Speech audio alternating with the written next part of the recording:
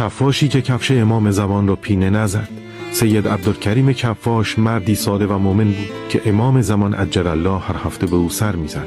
روزی حضرت وارد حجره شدند. سید مشغول پینه زدن کفشی بود. امام فرمودند: سید عبدالکریم، کفش من نیاز به تعمیر دارد، برایم پینه میزنی؟ سید با احترام گفت: آقا جان، به صاحب این کفش قول دادم اگر الان کفش شما را تعمیر کنم به قولم نمیرسم. چند دقیقه بعد حضرت دوباره فرمودند: سید عبدالکریم، کفش مرا پینه میزنی؟ و بار سوم که حضرت خواستهشان را تکرار کردند، سید کفش را کنار گذاشت. حضرت را در آغوش گرفت و گفت: قربانتان گردم، اگر یک بار دیگر بفرمایی کفش مرا پینه میزنی، داد میزنم آی مردم، آن امام زمانی که دنبالش میگردید همین جاست، بیایید و زیارتش کنید. حضرت خندیدند و فرمودند: آفرین سید عبدالکریم، خواستیم امتحانت کنیم.